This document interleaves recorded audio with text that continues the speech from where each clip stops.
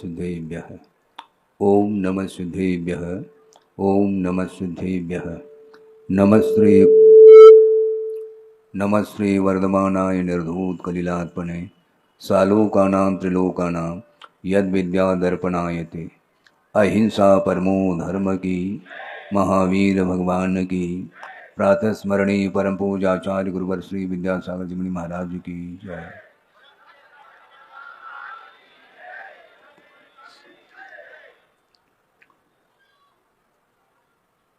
लक्ष्मी और सरस्वती, इन दोनों की चर्चा आगम में मिलती है। और आपके सामने मंगलाचरण जो किया गया है वह आचार्य समंतभद्र स्वामी ने रत्नकरण श्रावकाचार्य के अंदर इस मंगलाचरण में वर्धमान स्वामी को स्मरण किया है। और वर्धमान स्वामी के पीछे एक श्री शब्द का भी प्रयोग किया है, नमः श्री वर्धमानाय। श्री का अर्थ लक्ष्मी हुआ करता है और वह लक्ष्मी भी दो तरह की हुआ करती है, एक अंतरंग लक्ष्मी और एक बहिरंग लक्ष्मी।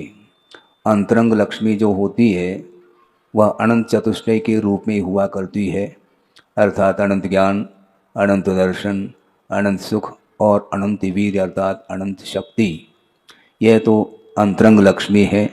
और बहिरंग लक्ष्मी का अर्थ स्पष्ट ही है, जिन्होंने पूर्व भव में तीर्थंकरों के पादमूल में अथवा केवली स्तुति केवली के पादमूल में षोडशकर्ण भावनाओं के माध्यम से तीर्थंकर प्रकृति का बंद किया। उसके उपरांत रत्नत्रय की आराधना करते हुए स्वर्गादिक में उत्पन्न हो जाते हैं और वहाँ से उनका जब अवतरण होता है तो क्या होता है, दीक्षित हो जाते हैं और दिगंबर अवस्था को प्राप्त करके पुनः रत्नत्रय की आराधना प्रारंभ हो जाती है। और कुछ ही समय में उन्हें केवल ज्ञान की उपलब्धि होती है। सामान्य केवली भी होते हैं और तीर्थंकर केवली भी होते हैं। इन दोनों में केवल ज्ञान की विवक्षा में कोई अंतर दिखाई नहीं पड़ता। यानी केवल ज्ञानावरणी कर्म के क्षय से जिन्हें क्षय ज्ञान प्राप्त हो जाता है, उस दृष्टि से चाहे वह सामान्य केवली हो चाहे वह तीर्थंकर केवली हो, इन दोनों में कोई भी अंतर नज़र नहीं आता। किंतु जहाँ तक वैभव की बात आती है तो तीर्थंकर का समोच्चरण लग जाता है, सामान्य केवली के लिए समोच्चरण की रचना नहीं होती है। यही है बहिरंग लक्ष्मी, अष्टप्रातिहार आदि आदि ये सब वैभव उन तीर्थंकर भगवान का होता है, किंतु उस वैभव की ओर उनकी कोई दृष्टि नहीं जाती है। असंख्य देव देवांगनाएं वहाँ पर उपस्थित हैं, उनकी स्तुति, उनकी आराधना, उनकी वंदना करने के लिए उपस्थित हैं। उनकी उस दिव्य वीतराग मुद्रा का वह दर्शन करते हुए वो फूले नहीं समाते। दक्ष शक्र सहस्राक्ष बभूव बहुविस्मय, इस प्रकार स्वयंभू स्तोत्र में भी समंतभद्र महाराज ने कहा है कि वो दो आंखों को धारण करने वाला वह इंद्र सौधर्म इंद्र भी भगवान की उस दिव्य स्वरूप को देख करके हजार हजार आंखें बना करके वह दर्शन और पूजन और स्तुति आदि करने में वह तत्पर हो जाता है। ये किसका प्रभाव है? विश्व कल्याण की दृष्टि को लेकर के उन्होंने जो पुण्य का संचय किया है वह वर्तमान में वह पुण्य सामने आया है। इसके उपरांत भी पुण्य के फल की ओर उनकी कोई दृष्टि नहीं जाती है। सौधर्म इंद्र का जो दिव्य शरीर है वह सामान्य जो इंद्र और सामान्य जो देवगण हैं उनसे हट करके अपना असाधारण व्यक्तित्व सामने दिखाई पड़ता है उनका। इसके उपरांत भी वो सौधर्म इंद्र अपने परिवार के साथ प्रभु के चरणों में नतमस्तक हो रहा है। इसमें क्या विशेषता है? विशेषता ये है कि दिव्य शरीर का मिलना अलग वस्तु, किंतु मिलने के उपरांत भी उसके प्रति राग की दृष्टि उनकी नहीं रही। भगवान किसको निहारते हैं बोलो? सारे सारे लोग जो तीनों गति के वहाँ पर विद्यमान हैं, मनुष्य गति के भी और स्वर्गीय देव देवांगनाएं सारे सारे नृत्य कर रही, गान कर रही है, किंतु उनका जो उनकी जो दृष्टि है वह दृष्टि किसी की ओर नहीं जा रही, बल्कि अपने दिव्य शरीर की ओर भी उनकी दृष्टि नहीं है, क्योंकि दृष्टि नासा पे धरे न आशा पे धरे। दृष्टि जो है ना नासागर पर वह विद्यमान है, आशा उनके अंदर नहीं पल रही है। और आशा ही संसार के लिए कारण हुआ करता है, और प्रत्येक व्यक्ति के अंदर अनंत आशाएं बनी हुई रहती है, और उस आशा की पूर्ति तो होती नहीं, किंतु आशा की पूर्ति हो इस प्रकार के उसके अंदर विचार भाव उत्पन्न होते ही रहते हैं, और उसके माध्यम से उस आशा के द्वारा ही संसार का निरंतर वह क्या संसार घटता है, क्या घटेगा नहीं, निरंतर वह बढ़ता चला जाता है। अनंतकालीन यह संसार का परिभ्रमण जो हो रहा है उसके पीछे एकमात्र आशा है, और वह पर वस्तु के प्रति जो आशा और आसक्ति है उसके माध्यम से संसारी प्राणी वह परिभ्रमण कर रहा है। परिभ्रमण रुकता नहीं है। रुके क्यों? क्योंकि परिभ्रमण जो हो रहा है उसके पीछे कोई न कोई कारण अवश्य विद्यमान है, उसके बिना वह परिभ्रमण हो नहीं सकता। आपके सिर पर ये क्या लगे हैं? छत्र है, घूम रहे हैं वो अपने ऑटोमेटिक घूम रहे हैं क्या?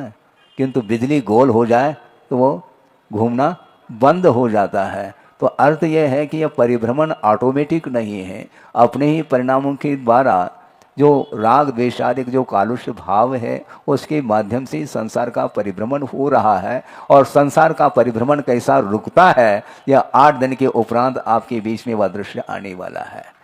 प्रभु का जन्म कैसा होता, गर्भ में कैसे आते हैं जन्म, दीक्षा के पूर्व में राजाभिषेक भी होता है और उसका भी वो आनंद लेते हैं। इसके उपरांत उनको वैराग्य हो जाता है। वह सारा सारा दृश्य आप लोगों के सामने 5-6 दिन में वह दृश्य देखने को मिलना है।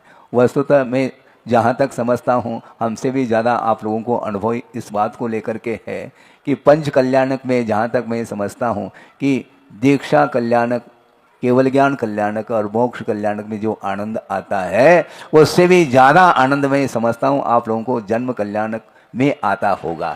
क्योंकि वो लाला जिसका जन्म हुआ है और वह कौन भगवान की माँ, वो फूला नहीं समाती है, क्या आनंद का अनुभव उन्हें होता होगा।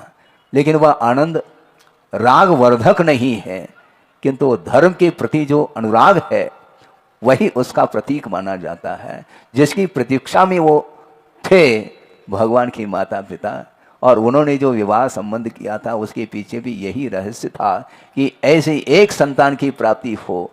हमें ज़्यादा की आवश्यकता नहीं, किंतु एक संतान की प्राप्ति के पीछे भी उनका यही भाव छिपा हुआ था कि भगवान एक ऐसी संतान उत्पन्न हो जिसके माध्यम से धर्म की प्रभावना या धर्म का जो प्रवर्तन है वह करने में सक्षम हो। इस प्रकार एक संतान की इच्छा उनके अंदर रहती है, और पुत्र रत्न की प्राप्ति होती है तो सारा सारा विषय और वासना सब समाप्त हो जाता है। क्योंकि वासना की दृष्टि से उन्होंने संबंध स्थापित नहीं किया था, किंतु संसार का विच्छेद हो इस प्रकार का एक मोक्ष मार्ग का नेता बन जाए। नेता तो बहुत सारे बनते हैं, बहुत सारे पदाधिकारी होते हैं, इसके उपरांत भी वो उसके अधिकारी माने जाते हैं वो, किंतु भगवान मोक्ष मार्ग के नेता होते हुए भी उनका एकमात्र वही भाव अपने भीतर रहता है कि वस्तुतः मोक्ष मार्ग के नेता के पीछे भी यही रहस्य रहता है कि विश्व का कल्याण हो और आत्म तत्व का बोध प्राप्त हो। और जैसे बोध प्राप्त नहीं है वह उनको बोध प्राप्त हो, इस निमित्त को लेकर के ही वह उपस्थित होते हैं। इसलिए ज़्यादा समय नहीं है, अल्प समय में हमारा यही कहना है, और महाराज जी ने भी आपके सामने पूरी बातें भूमिका के रूप में कह दी है।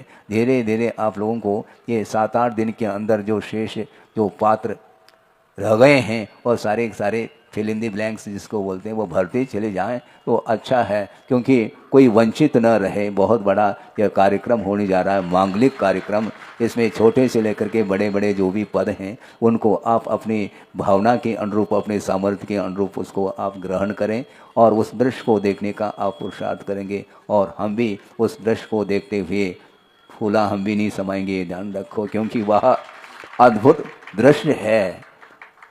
वो असाधारण व्यक्तित्व माना जाता है। जो तीर्थंकर होते हैं उनके सामने जितने भी जन साधारण जो व्यक्ति होते हैं उनका कोई पुण्य मायना नहीं रखता, और वह तीर्थंकरों का वो पुण्य अद्भुत है। इसलिए सामान्य केवली और तीर्थंकर केवली में केवल ज्ञान की दृष्टि से यद्यपि अंतर नहीं है, किंतु वैभव जो उन्हें प्राप्त हुआ है वह पूर्व का जो पुरुषार्थ है और जो उन्होंने विश्व कल्याण की भावना को लेकर के उन्होंने जो साधना की है उसका एक परिपाक है, एक प्रतिफल के रूप में सामने आया है। इसलिए श्री वर्धमानाय नमः का अर्थ मैं वर्धमान स्वामी को नमस्कार करता हूँ, जिनका ज्ञान, जिनका वैभव निरंतर वृद्धिंगत है। उस प्रकार के वैभव को मुझे प्राप्त करना है तो कम से कम आशा को रोक लगाने की आवश्यकता है। आशा जिसके अंदर निरंतर बढ़ती जा रही है तो वह इस प्रकार के पद को वह प्राप्त कभी भी नहीं कर सकता, बल्कि उन भावनाओं की, उन आशा के माध्यम से संसार की वृद्धि होती है। इसलिए आप लोग भी धन संपत्ति के प्रति जो आशा बनी है उसको धीरे धीरे कम करते हुए मोक्ष पथ की ओर आगे बढ़ने का एक पुरुषार्थ करते हैं तो निश्चित रूप से इस पंच कल्याणक महामहोत्सव के माध्यम से अपने जीवन में भी सात्य पुण्य का अर्जन करने का अवसर प्राप्त हो सकता है और उसके माध्यम से हमारा आत्मिक विकास भी हो सकता है। हो इस पवित्र भावना के साथ अहिंसा परमो धर्म की जय। बोधि समाधि परिणाम शुद्धि स्वात्मोपलब्धि शिव शोक सिद्धि चिंतामणिम चिंतित वस्तुदाने त्वाम वंद मानस्य ममास्तु देव। परम पूजाचार्य गुरुवर श्री विद्यासागर जी महाराज की जय।